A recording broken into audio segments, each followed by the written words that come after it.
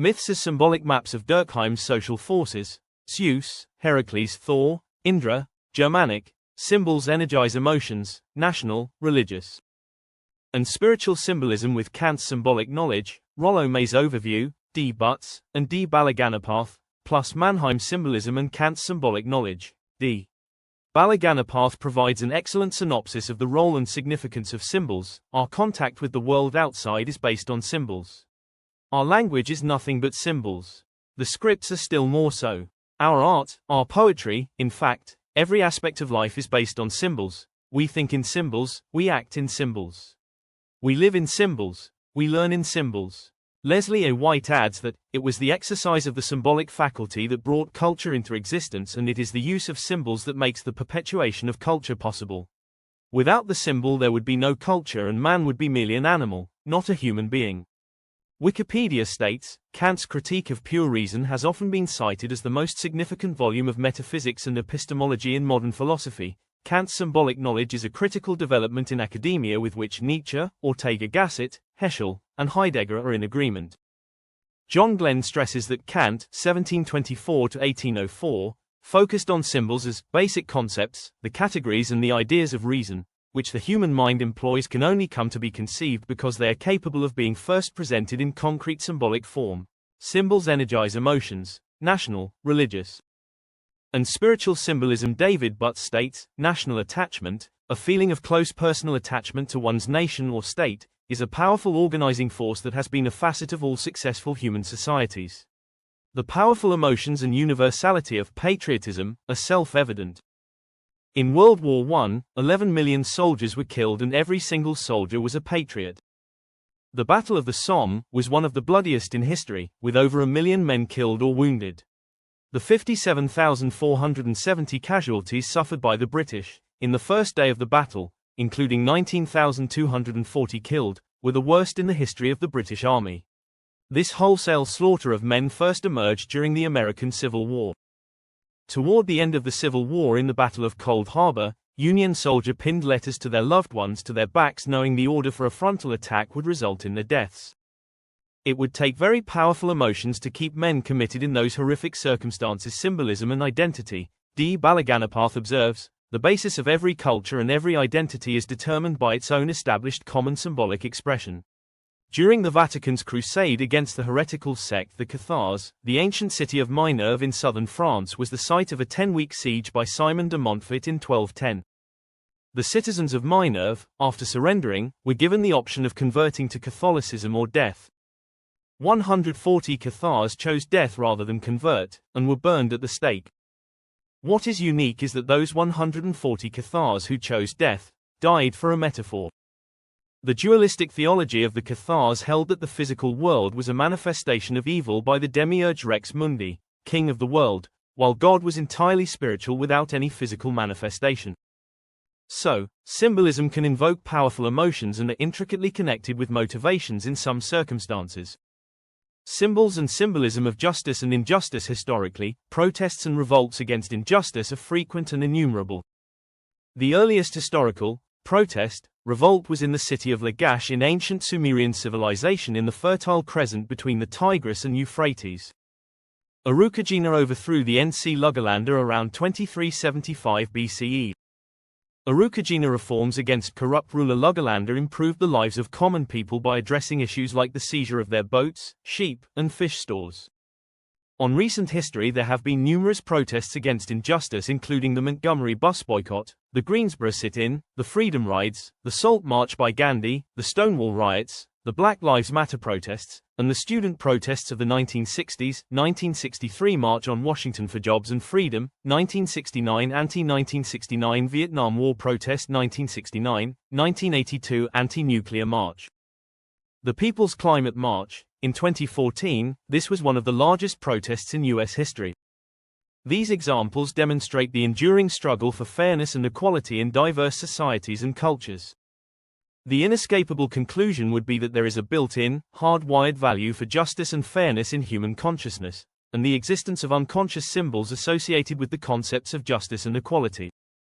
Symbols and spirituality. The synthesis consensus of Viktor Frankl, Carl Jung, William James, and Emil Durkheim asserts that spirituality can create a sense of reality, and also that unconscious spiritual symbols are emotionally energized.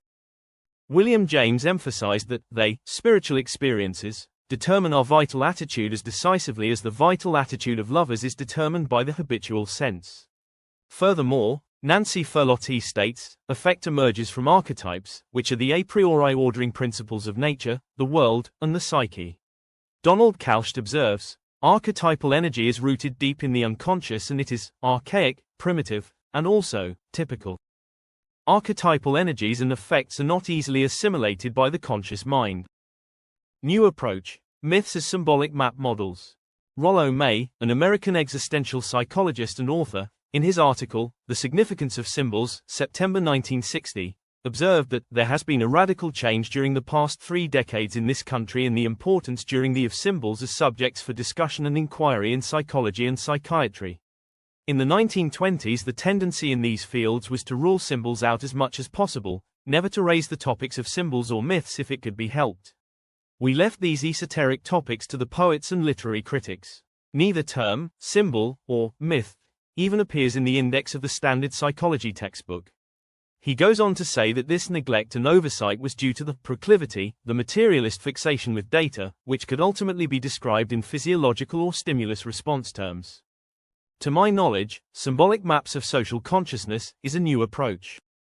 Symbols as condensed and encoded information. A major characteristic of symbols is that symbols condense and encode information. D. Balaganapathi emphasizes that a symbol reduces the enormous complexity of communication by using a concrete sign as a kind of shorthand for a complex of interrelated concepts, ideas, and value systems. The meanings that these symbolic forms transmit are complex. Instead of standing for a single referent, they evoke a variety of meanings, some of which may be ambiguous. At times they evoke powerful emotions and can often both unite and disrupt social groups. This dovetails with unconscious research by John Bargh. Mental categories are absolutely essential for simplifying and understanding the information-rich environment. The express link between perception of the environment and action probably exists for a good adaptive reason. Mannheim and Maimon. Mannheim's model, simply put, states that the economic political reality shapes social sciences and religion. Willard A. Mullins states, such thought is inherently value-laden, one-sided, distorted, and therefore false. In short, all systems of historical social political thought are ideologies. Christina Maimon states, ideology is, as Mannheim uses the term, a mode of thought that obscures the real condition of society to the group holding the thought, thereby stabilizing the shared social reality of the mode of thought. Groups are simply unable to see particular facts that would undermine their conception of the world. Because symbolism condenses and encodes information that puts symbolism outside the scope of strict rational analysis and the materialist, rigid adherence to quantification, as Ian McGilchrist says. Maimon's emphasis that group mindsets exclude particular facts that would undermine their conception of the world fits the situation of symbolism perfectly. I would add that this is consistent with modern neuroscience research on attention filtering and selective attention. I would add that besides a weakness in symbolism, the social sciences have a weakness in proper models of social consciousness, spirituality and religion. Myths as symbolic maps of social consciousness. Mesopotamian, Zeus, Indra, Germanic. An overview of Mesopotamian gods reveals numerous examples of symbolic maps of social consciousness. Shamash, the solar deity and judge of gods and men, Shamash was known as the god of justice and equity. He was a member of the Anunnaki, a special class of Mesopotamian gods. Marduk, the Babylonian god of justice, compassion, healing, and magic. Marduk was also the patron god of Babylon and was sometimes considered the god of creation. Enki, the Babylonian god of wisdom and fresh waters. Enki was also the god of magic and the patron of craftsmen, artisans, and exorcists. Nabu, the god of wisdom and learning. Nabu was the scribe of Marduk and had the ability to make prophecies come true by writing them. Inanna, also known as Ishtar or Astarte, Inanna was the goddess of sex, war, and justice. She was also known as the Queen of Heaven and was believed to have the ability to change a person's gender. Enlil, a central deity in the Mesopotamian worldview, Enlil was both creator and destroyer, with unalterable authority and control over fate. Anu, the Mesopotamian god of the sky, Anu was also the king of gods. He was sometimes attributed with the creation of humans with the assistance of his sons Enlil and/or Enki. The Zeus myth is a symbolic map of social consciousness. Zeus, the father and ruler of heavens and earth, was replete with bountiful symbols and symbolism. The lightning bolts of Zeus symbolized raw power and control of nature. Zeus, of course, had a royal scepter and a throne which symbolized authority and social power. Befitting his role as king of the gods, Zeus was attended by a large complement of lesser divinities. His throne was guarded by 4 winged spirits, 2 male and 2 females, named Kratos, strength, Zealous, rivalry, Nike, victory, and Bia, force. These goddesses were collectively responsible for the orderly functioning of the cosmos.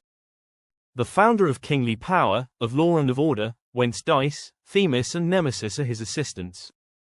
For the same reason he protects the assembly of the people, agoreos, the meetings of the council, bouleos, and as he presides over the whole state, so also over every house and family. He also watched over the sanctity of the oath, horkios, the law of hospitality, xenios, and protected suppliants. He avenged those who were wronged, and punished those who had committed a crime, for he watched the doings and sufferings of all men. Furthermore, Zeus was the source of prophetic power, and everything good as well as bad comes from Zeus, and according to his own choice he assigns the good or evil lot to mortals, and fate itself was subordinate to him. The Indra myth is a symbolic map of social consciousness. The Hindu god, Indra, was the king of the gods, the god of war, the god of weather, the god of rain, thunder, and lightning, and as the upholder of cosmic order, Indra symbolized ultimate wisdom, intelligence, and exemplifies the characteristics of justice, integrity, and compassion, reflecting his role as a benevolent deity. At first, an oral tradition, the sacred scriptures, the Vedas, were put into writing beginning in 1500 BCE until 500 BCE. The Vedas are the oldest Hindu scriptures, traditionally rooted in Indo-Aryan culture. The Vedas are perhaps roughly parallel in timing to the Mycenaean society, which dates from 1750 BCE to 1050 BCE and employed linear B writing. The Hindu god Indra is parallel to the Greek god Zeus. Indra's primordial parents were Dyaus Pitta and earth goddess Prithvi. In fact, the Mycenaean linear B name for Zeus was Daiwi, Daiwo. The linguistic origins of the Hindu sky god Dyaus are rooted in the Proto-Indo-European deity Dyaus Pht, which means daylight sky father, similar to other gods like Zeus Pater, Illyrian, day portress, and Jupiter. As the celestial ruler, Indra was ruler of the gods and Svarga, heaven, as well. Yet, Indra was the god of war, the god of weather, and the god of rain, thunder, and lightning in the Rigveda, which are remarkably similar to deities in other Indo-European cultures like Jupiter, Perun, Perkunas, Zalmoxis, Taranis, Zeus, and Thor. Indra is depicted as a mighty being force brandishing a thunderbolt, mounted on Airavata, a white elephant.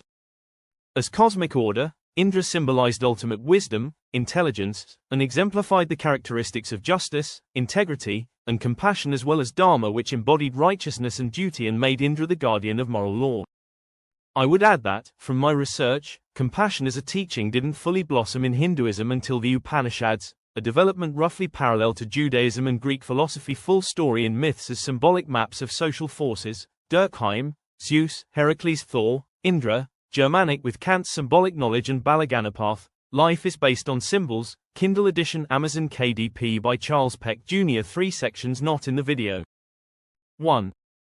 Norse mythology, a different social consciousness. Carol Cusack in her essay on Durkheim and ancient Germanic culture observes, the relationship of the social classes and the particular gods is elaborated in Eddaic poem Rigsthula, which tells how the god Heimdall became the progenitor of the 3 social classes. 2. Models of social consciousness, social forces and social moral order in myths. The forces before which the believer bows are not simple physical energies, such as are presented to the sense and the imagination, they are social forces. Emil Durkheim Ramon Reyes highlights the unifying aspect of spirituality in prehistoric Philippine societies. In some, social and moral order encompasses the living, the dead, the deities and the spirits. The spiritual and religious beliefs created a social consciousness. Social perception consciousness is social order 3. Death is a figment of Yoru imagination. Supernatural model as a swindle. William R. Miller and Carl E. Thoresen state, a philosophical basis for this perspective is materialism, the belief that there is nothing to study because spirituality is intangible and beyond the senses. which creates the illusion and fallacy that spirituality is unreal, plus the supernatural fallacy. That is a widespread maladaptive stereotype. If you consider the concept of death, which is intangible, then, following the materialist line of argument that makes death a figment of your imagination, which is absurd of course.